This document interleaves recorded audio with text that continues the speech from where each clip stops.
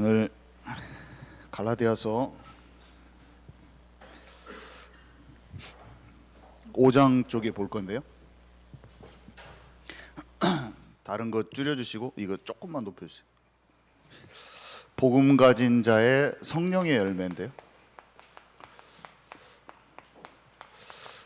성령의 열매는 말 그대로 성령에 의해서, 성령을 받지 않는 사람, 구원받지 않은 사람은 열매 맺을 수 없는 영역이에요.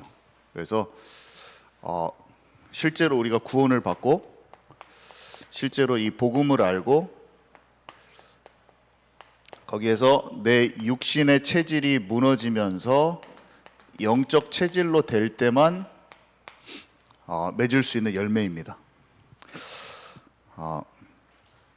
여기 앞에 육신적인 것만 머물러 있지 말라 돼 있잖아요.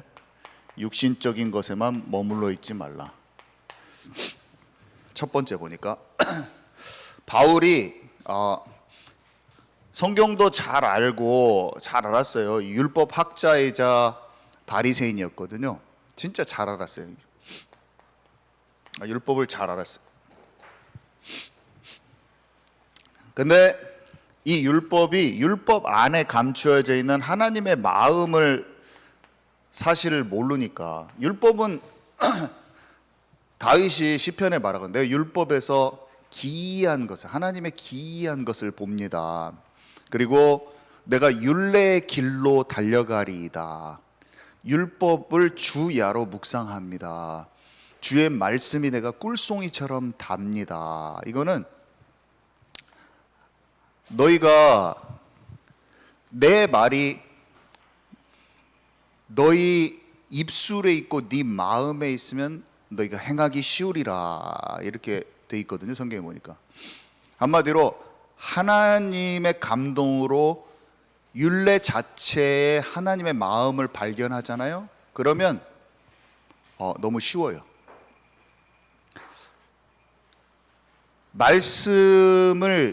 하나님의 마음을 알지 못하고 말씀을 받았기 때문에 그 말씀이 짐이 되는 것이지, 그 말씀을 지키는 것이 억지 순종, 하나님의 마음을 모르고 억지 순종을 했기 때문에 괴로운 거예요. 그래서 여기 보니까 종이라는 말이 되는데, 종, 너희가 종이 아니고 하나님의 자녀라고 그랬는데,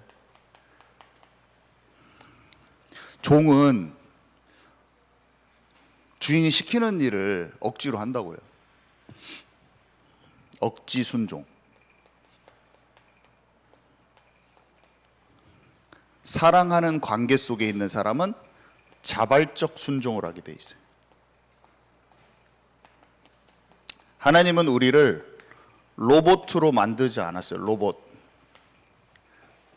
우리를 자유의지를 주고 우리가 선택하고 결정할 수 있도록 굉장히 하나님의 형상으로 창조하셨어요. 굉장히 놀라운 존재예요. 인간은 놀라운 존재예요. 개나 돼지나 고양이는 삐지고 갈 수 없어. 우리한테 매달려야 돼. 집에서 같이 살아야 돼. 우리가 시키는 대로 해야 돼. 손은 외양간에 있어야 되고 일해야 돼요. 근데 우리는 하나님, 난 하나님 싫습니다. 나는 내 마음대로 살랍니다. 나 건드리지 마시오. 나는 사단 숭배하고 사단 교회, 안톤 라베이라는 그 사단 숭배자, 거기 가겠습니다. 사단 교회 다닐라니까 더 이상 나 참견하지 마시오. 나는 사단의 음악을 듣고 사단의 문화 속에서 살 거니까 나 건들지 마시오. 하나님은 어떻게 할 수가 없어요. 하나님을 등지고 하나님을 배신하고 하나님을 저주할 수 있는 대상, 그렇게 우리를 창조해 주셨어요. 하나님이. 근데 그렇게 하나님을 버리고 등질 수 있는 대상이 하나님의 말씀을 이해하고 내가 당신을 사랑합니다 고백하잖아요. 그거는 더 더할 나위 없이 존귀한 사랑이에요. 하나님 보셨을 때 이 사람이 어려움이 생겼어. 부모가 있는데 아빠가 잘해준 것도 없어. 집에서 돈도 공부할 돈도 뒷받침도 못 해줬어. 똥구멍이 찢어지게 가난하게 살았어. 태어난 것도 멍청하게 태어났어.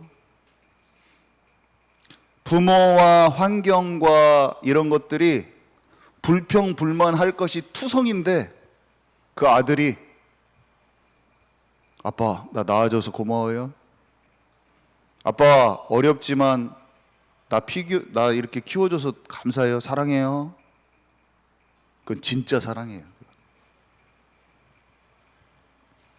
하나님이 우리를 어떤 모양으로 창조하셨던 간에 나를 하나님의 자녀로 창조하시고 이 세상의 다른 짐승과 세상의 만물과 다르게 너는 천하보다 귀한 나의 자녀야. 내가 너를 진짜 사랑한다.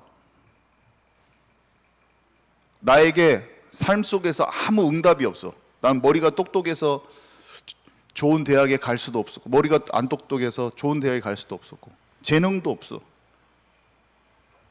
환경도 내가 할 수 있는 것을 다 이게 서포트 받지도 못했어.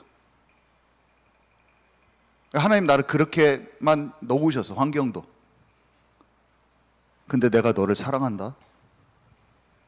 거기 주어진 만큼의 너에게 허락된 인생이었지만 내가 너를 사랑한다. 주님이 우리에게 말씀하시거든요.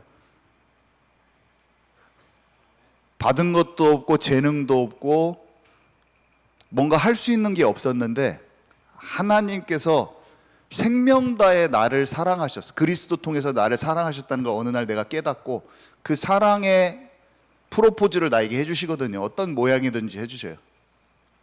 그랬을 때 내가 진짜 이 세상에 사단이란 존재가 있고 내가 하나님 대적하고 거부하고 살 수도 있는데 그와 같은 나의 인생 하나님이 나를 진짜 사랑하셔서 불러주셨구나. 내가 주님을 이제 알았습니다. 내가 주님을 사랑합니다. 응답이 없고 힘들고 지치고 괴로운데 하나님이 나를 사랑하신 그 사랑이 이해되지면서 그 이후로도 응답이 별거 없어요. 별 볼 일 없어요. 근데 내가 주님을 사랑합니다.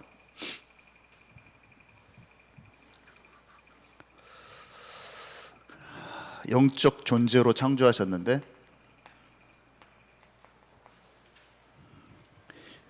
그 사랑이 진짜 사랑이라니까요. 저는 이게 좀 이해가 가더라고요. 이게 이해가 갔어요.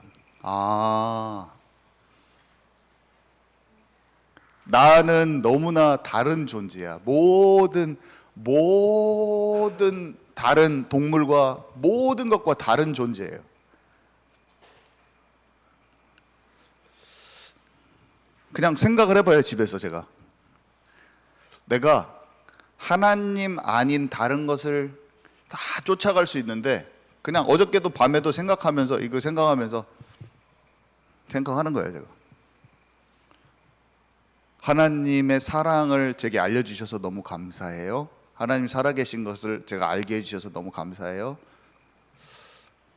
삶 속에 내가 원하는 대로 안 되고 삶이 막막하고 또 내 뜻대로 안 풀리는 거 많아도 저는 진짜는 이제는 주님 안에 거할 겁니다. 하나님 떠나지 않을 거예요. 저는 하나님을 사랑하는 자로 저는 남아있을 거예요. 그냥 앉아서 그 고백을 하고 있는데 너무 내 마음에 평안과 기쁨과 감사가 딱. 우리는 하나님 안에 거하는 자예요. 하나님과 진짜 사랑하는 관계 속에 있는 자예요. 그래서 바울이 얘기하는 거예요.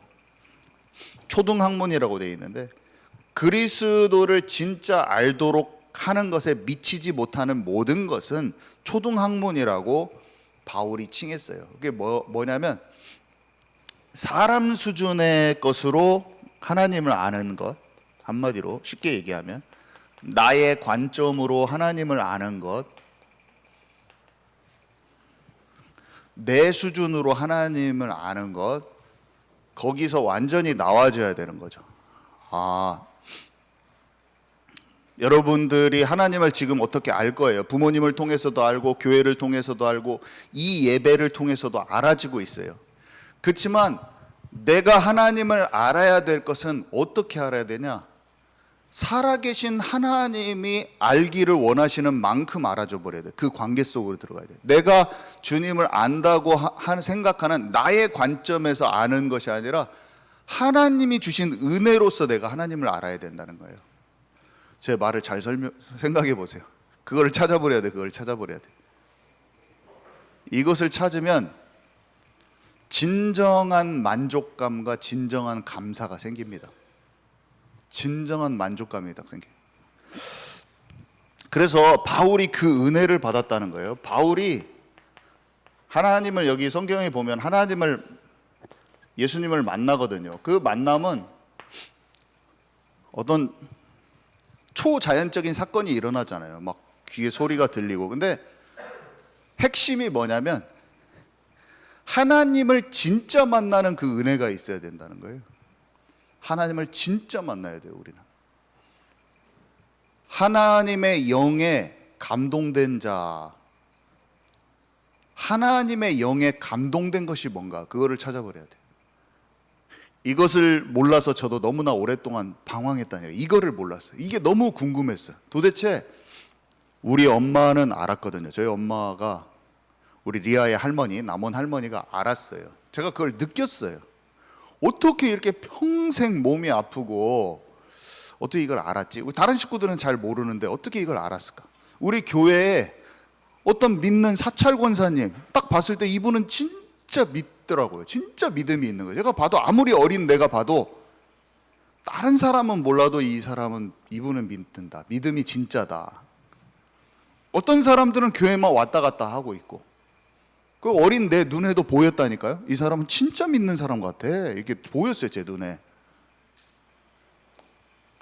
그래서 20대가 지나갈 때 제 마음속에 제 영혼의 갈망함이 뭐였냐면, 그 하나님을 내가 진짜 그 관계 속으로 들어가지 않고서는 내 마음의 이 방황이 끝나지 않겠구나.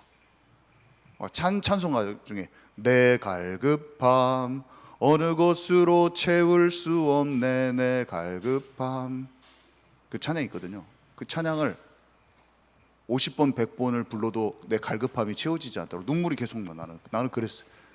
하나님께 내 갈급함, 내 영혼의 갈망함을 두고 진짜 기도하고 하나님께 물었던 때가 있어요. 근데 예수 그리스도를 믿음으로 말미암아 그 갈급함이 채워지는 때가 오더라고요. 야, 저는 이게 최고로 신기하고 최고로 좋았어요. 32살 때 예수님이 하나님의 말씀이셨고, 그 말씀이 육신을 입고 오셨고 실제로 이 땅을 걸으셨구나. 성육신 십자가 부활 사건이 내게 어떤 의미인가가 정말로 알아지더라고요. 정말로. 내가 진짜 하나님의 자녀구나. 내가 진짜 하나님의 자녀라는 사실이 믿어졌죠. 와, 이거 완전히 내 송두리째 내 삶이 딱 바뀌더라고요. 내가 정말로 하나님의 자녀였구나. 그러니까 바로 결론이 딱 나는데, 나는 진짜 하나님의 인도받는 삶으로 들어가야지, 이때까지 내가 내 삶을 주장하고 왔구나. 이게 딱 알아지더라. 딱 그날 알아져. 더 이상 내가 주인 되어서 살던 삶은 난 더 이상 살고 싶지 않다.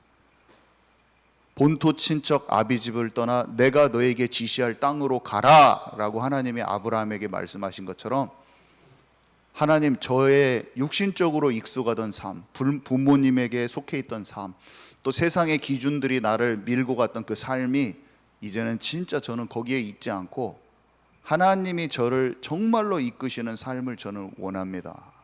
하나님 그렇게 인도해 주세요 라고 진짜 내 마음에 그 고백이 보이지 않지만 살아계신 하나님께 딱 내가 하나님께 진짜 고백이 시작된 거예요. 하나님, 저는 하나님이 저를 진짜 인도해 주세요. 저는 하나님이 인도해 주시는 삶을 살고 싶어요. 제가 삐걱거리고 또 서툴고 엎치락 뒤치락하고 시행착오도 있겠지만 그냥 저는 그래도 지금부터는 내 육신의 주장대로 살던 삶이 진짜 무너지기를 원합니다 라는 기도가 내 마음속에서 진실되게 하나님께 딱 나오기 시작했어요. 그러니까 하나님이 인도하시는 게 체험이 되더라고요. 내가 물었어요. 하나님, 이런 선택지가 있는데 하나님 제게 뭘 원하세요? 하나님, 저는 진짜 하나님, 이 시대 하나님이 인도하시는 그 한 사람이 되고 싶습니다.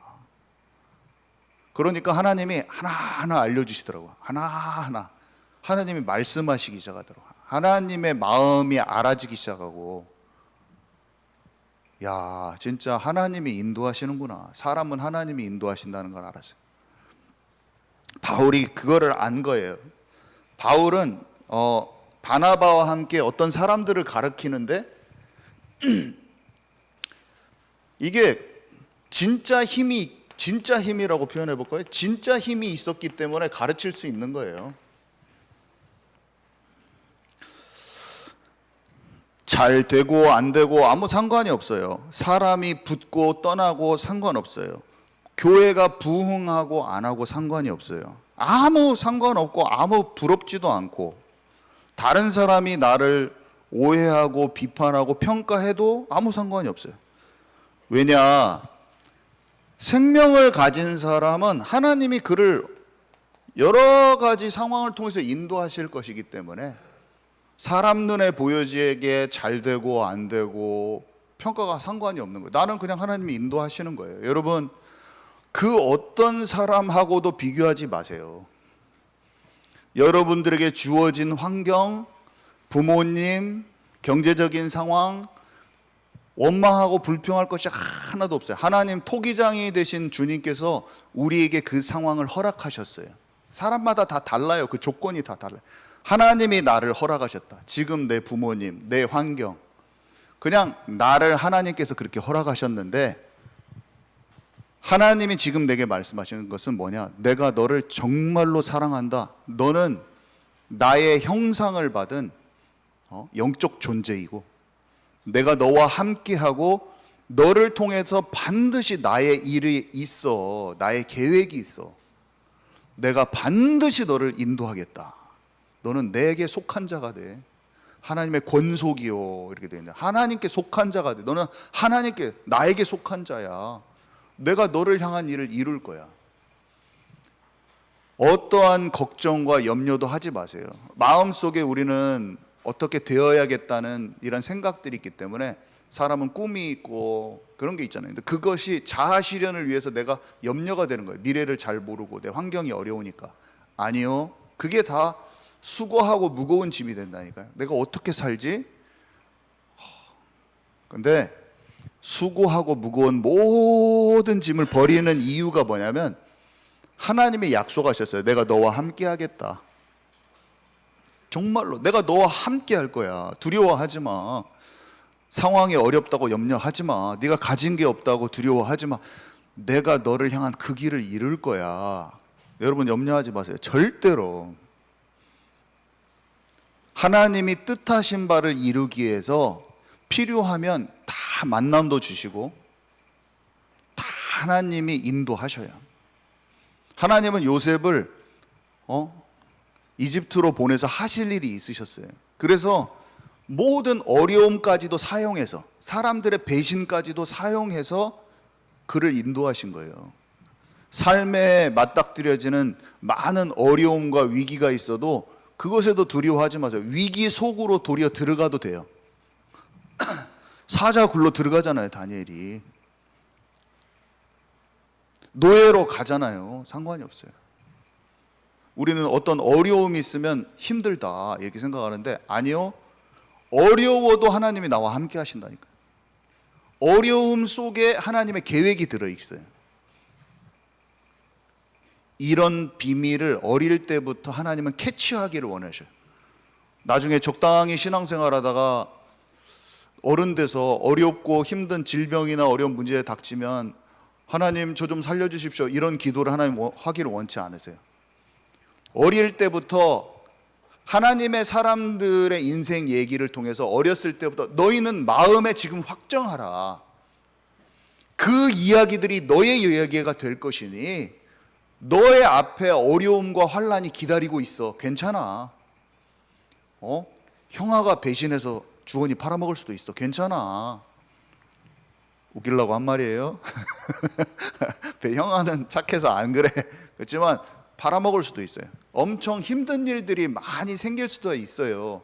감옥에 갈 수도 있어요. 오해받아가지고 감옥에 갈 수도 있고 내 실수로 갈 수도 있고 막 여러 가지 상황이 생길 수 있는데 괜찮아. 그거를 통해서 하나님이 나를 연단하시고 다듬으셔서 정금으로 만들고 하나님의 사람으로 온전케 되는 것을 너희가 알아야 된다. 실수 많은 너와 하나님과 진짜 가깝지 않은 나를 하나님과 가깝게 만드실 거예요. 그리고 각자를 향한 유니크한 계획이 있어. 하나뿐이 없으면서도 아주 독특한 계획을 가지고 우리를 부르시고 인도하실 거예요. 하나님의 약속이에요, 약속. 우리가 해야 될 것은, 지금 준비해야 될 건 뭘까요? 내 삶 속에 그런 것들이 펼쳐질 건데 하나님과 함께하는 그 훈련을 딱 하는 거예요. 우리는 매일의 삶 속에서 눈에 보이지 않는 하나님과 함께하는 훈련, 하나님의 음성을 듣는 훈련, 이 세상을 제대로 보는 하나님의 때와 하나님께서 돌리시고 있는 이 세상을 이해하는 훈련. 어렸을 때부터 세상의 강대국 중심으로 강한 자 중심으로 쓰여 있는 역사 속에서 진리를 통해서 이 비진리 가운데 하나님의 흐름을 캐치하는 훈련, 이런 것들을 다 하는 거예요. 사람 사이에 영적인 배경 속에 흐르는 마귀의 역사들을 보고 간파하는 훈련, 시대 속에 흐르는 하나님의 언약의 흐름을 보고 하나님께서 움직이시는 하나님의 흐름을 보는 훈련, 사소하게 나를 영적으로 공격하는 마귀를 완전히 아까 사단의 견고한 진을 박살내는 그 훈련들을 딱 하고 있는 거예요. 그것들을 지금 하면 돼요. 할 수 있어요. 우리 선생님과 함께, 먼저 성숙해 가고 있는 선생님들과 함께, 먼저 믿은 교회 중직자들과 함께 귀 기울여서 듣고 배우고, 세상에 나가면 세상 기준으로 막 말들이 많잖아요. 그 속에서 우리 교회에서는 뭘 하냐? 언약 중심으로.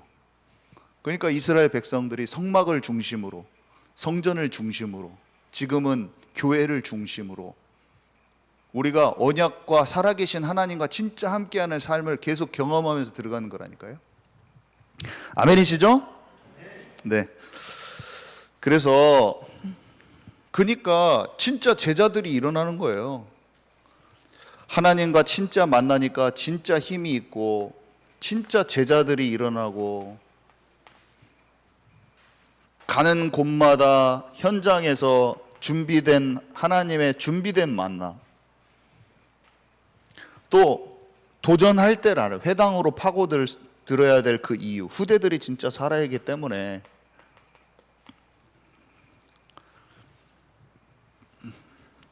육신의 것에서 완전히 나와서 영적으로 들어간 바울은 진짜 이러한 하나님의 은혜가 임한 거예요. 그러니까 이제 성령의 열매들이 있잖아요.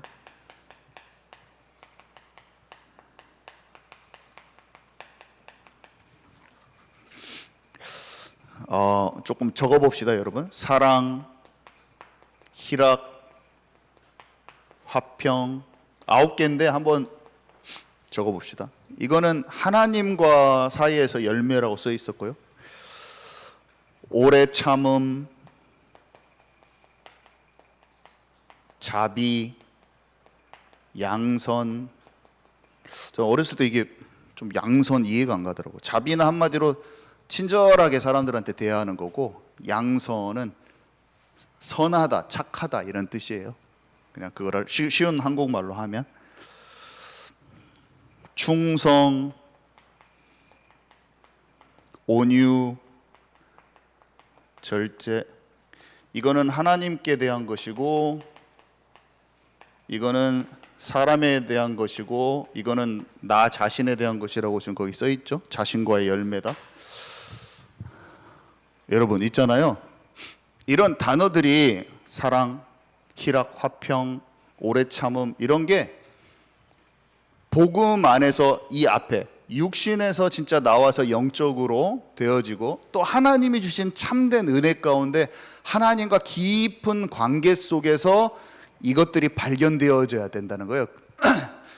성령의 역사하심으로, 성령의 열매인데 성령이 진짜 나에게 역사하시지 않고 있는 상태에서 이 단어들을 우리가 본다면은 전혀 엉뚱하게 해석이 된다는 거예요.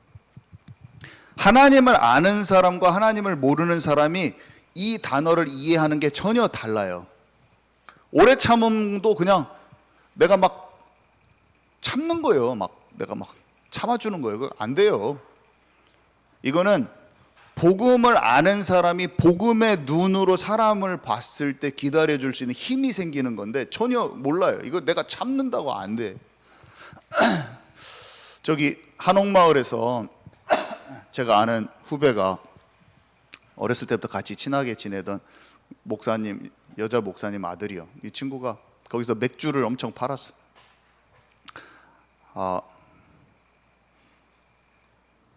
돈을 엄청 많이 벌었어. 근데 어느 날 장사를 하고 있는데 어떤 여학생이 자전거를 아가씨야. 자전거를 쭉 타고 가다 갑자기 자전거를 탕 멈추더니 맥주를, 그 사람들이 먹고 있는데 맥주를 딱 집어가지고, 여기 왜 이렇게 여기에 수면제가 갑자기 여기 수면제가 작동을 하고 있어요. 여기 왜 수면제가 작동하고 있어요. 제가 여기 안 돌아다니니까 또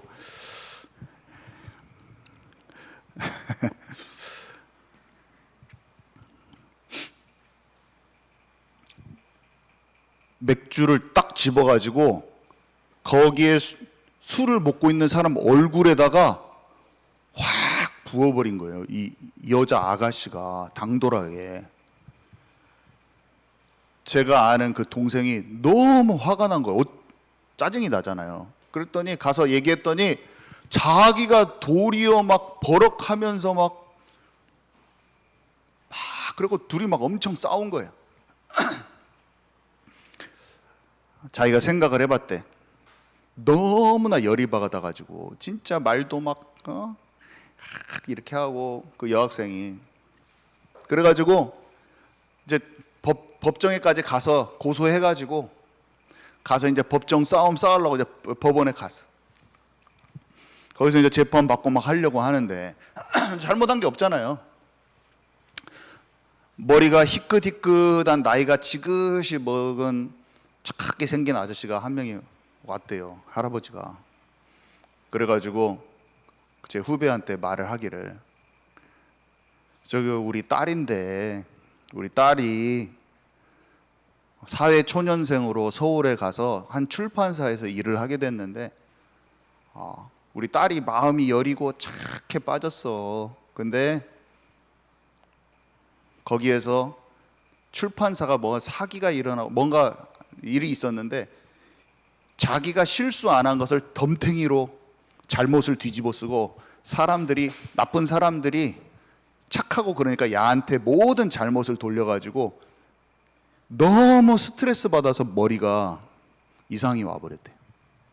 한 번도 말정도 안 지나 착 빠지는데. 그러니까 자네가 공무원 시험 공부한다고 전주에 내려와 있는데 시험 공부를 하는 게 아니야. 이게 우울증, 조울증 같이 와버려. 조현병 같이. 자네가 이해를 좀 해주게. 자기가 그걸 다 고소를 거뒀다고 하더라고요. 우리는 사람의 인생이 이렇게 있잖아요. 여기는 이게 출생, 여기가 죽음이라고 해봐요. 어떤 한 지점에서 어떤 사람을 만나죠. 그 사람이 어떤 행동을 해요. 어떤 말을 해요. 그러면은 이 말과 행동에 대해서 나는 모든 판단이 일어납니다. 그래서 그 사람이 어떻다고 결정을 내려요, 보통. 근데 이 사람은 어떤 일들을 겪은 거예요, 삶 속에서. 수많은 세상의 소리, 사람의 평가, 된다 안 된다, 이렇게 해야 되겠냐 저렇게 해야 되겠냐, 아니면 수많은 상처가 올 수도 있고, 살아계신 하나님과 실제로 함께하는 참된 힘이 없는 채로 대부분의 사람들은 영적인 고아로 방황하며 자기의 상처와 세상의 기준과 이런 것들로, 가치관들로 자기 자신을 어떻게 해보려고, 답 없는 인생 속에서 살아보려고 발버둥하면서 서바이벌 하고 있어요. 서바이벌. 근데 우리는 고통스러워서 부모가 막 싸웠어요. 그러면은 자녀들이 그 부모만 보고 어떻게 나한테 이렇게 하면서 그 부모만 원망한다든지, 결론은 우리는 결국에는 이 지점에서 행동과 말에 내가 상처받고 원망하고 다 그런 거야. 상처.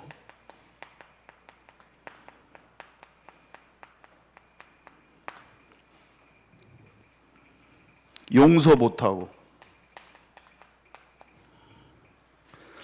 그냥 오래 참는 게 아니에요. 그냥 인생을 보는 눈이, 인생 자체가 열려야 돼. 우리가 친절하게 그냥 대하는 게 아니에요. 착한 일을 그냥 착한 일 해가지고 착하게 해주고 그런 거 아니에요. 사람에 대해서 우리가 참을 수가 없어요, 사실은. 인간의 존재 자체가 이해돼야 돼요. 사람이 자체가 이해돼야 돼요. 직장 상사가 나 좀 해코지 한다고 그 사람 그거 자체로 내가 스트레스 받고 짜증낼 일이 아니야. 아이고 우리 아버지 왜 이래, 우리 아버지는 왜 그럴까, 왜 우리 아버지는 계속 엄마랑 맨날 싸우냐, 왜 우리 아버지는 인생에 답이 없이 살까, 이렇게 생각할 게 아니에요. 당장 내가 아버지를 바꾸려고 하려는 노력도 아니에요. 그게 사람은 복음이 필요한, 사람은 다 이 속에 있는 거예요. 우리는 사람이 상처받을 대상이 아니에요. 사람 원망할 대상도 아니에요. 내가 그를 용서해 줘야지, 왜 이렇게 용서가 안 되지? 그건 이미 내가 복음으로 보는 눈이 없어서 그래. 우리는 사람이 보여져야 돼. 영적으로 사람이 보여질 때 용서가 되는 거예요.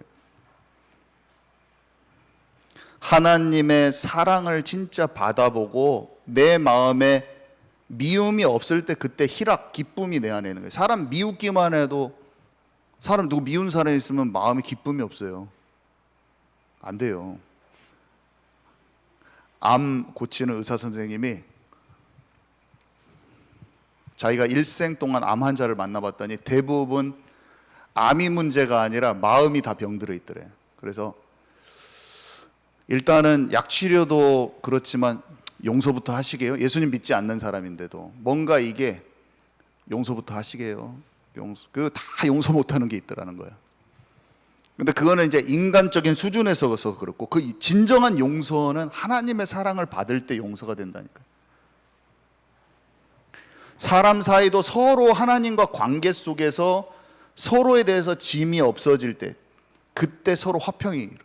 내가 아무리 화평을 이루고 싶어도 그 사람이 하나님과 관계가 회복이 안 되면 결국에 용서가, 나 쪽에서는 용서할 수가 있어요. 화평케 되는 것은 서로 복음 안에서 용서될 때만 진정한 화평이 있어요, 사실은.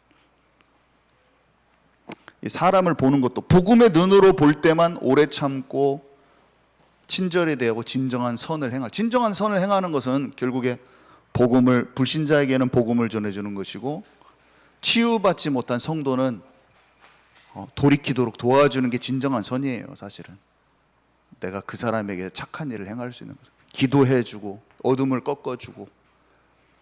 우리가 양선 그래가지고 내가 착하게, 예수 믿으니까 착하게 하려고, 착하지 않아. 나는 마귀한테 잘 속아. 내 자신에게 역사하는 어둠의 세력을 예수 그리스도 이름으로 쫓아내는 그 영권이 먼저 필요하네. 내가 착하게 되려고 하면 병들어요, 사람. 하나님 진짜 충성은 뭔지 아세요? 어떻게 저는 충성이 하나님을 진짜 알잖아요. 그러면 세상의 권위를 존중할 수 있으면서도 그 권위에 동화되지 않고 나의 길을 갈 수 있는 참된 하나님과 사람 앞에 참된 충성된 자가 될 수가 있어요. 온유는 야생마를 길들여졌을 때 온유하게 됐다고, 거기 원래 원어가 그 뜻이거든요. 우리가 얼마나 육신 체질대로 야생마처럼 내 기질대로 날뜁니까?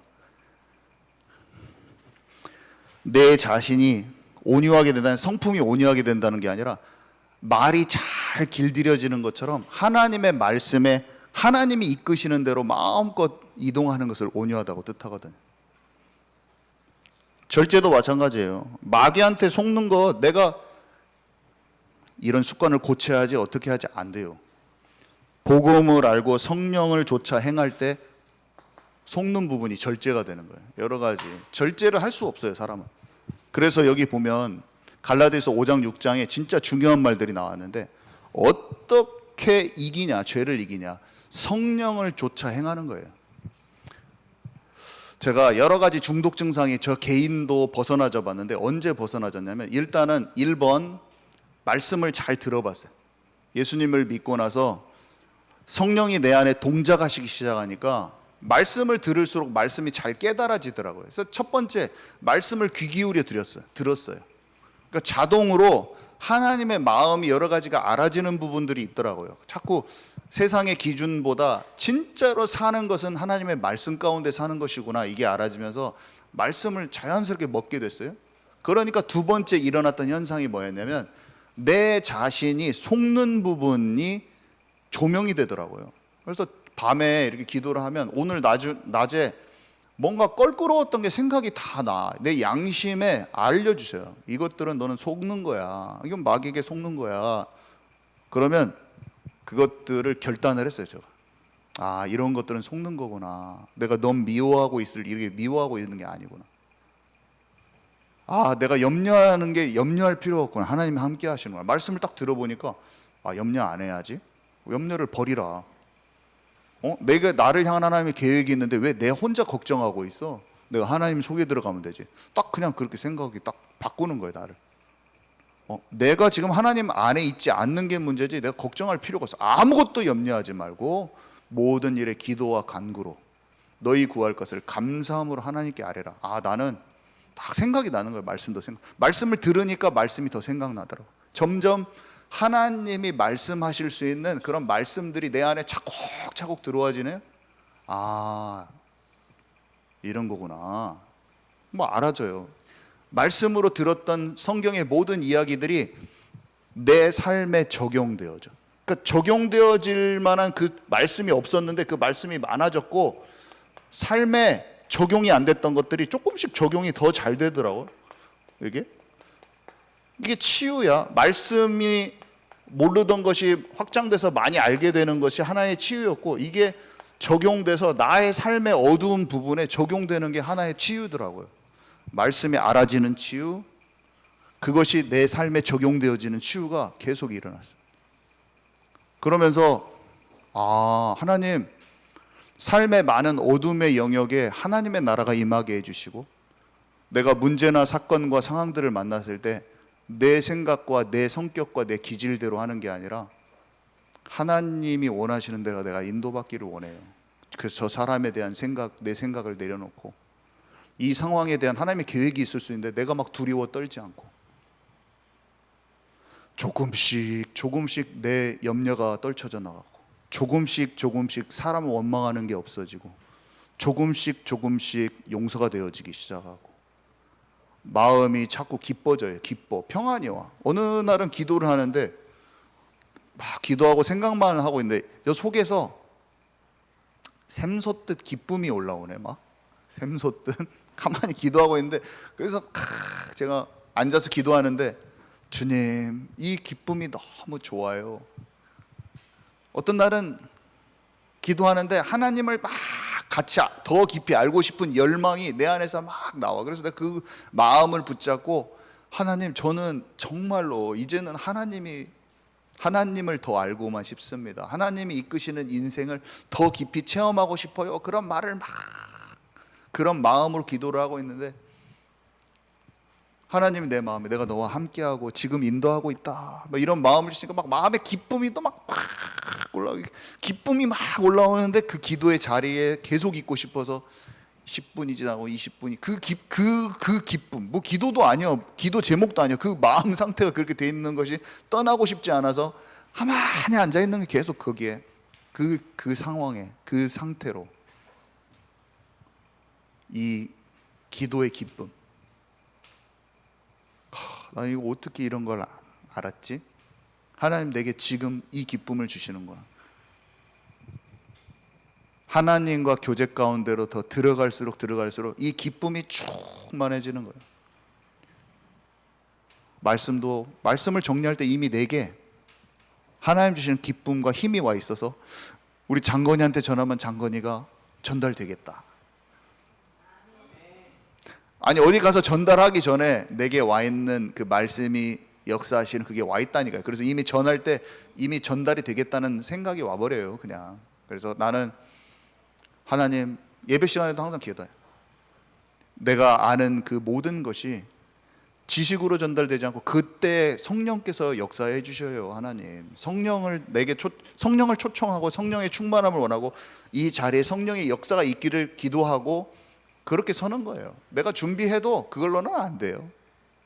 내가 준비한 것으로 안 돼. 그냥 성령이 역사하시기를 원하고 그때 하나님께서 우리에게 딱 주시는 거예요. 성령께서. 오늘 여기까지 하도록 하겠습니다. 주님 너무 감사합니다. 성령의 참된 열매 맺을 수 있도록 인도하여 주옵소서. 예수님의 이름으로 기도합니다. 아멘.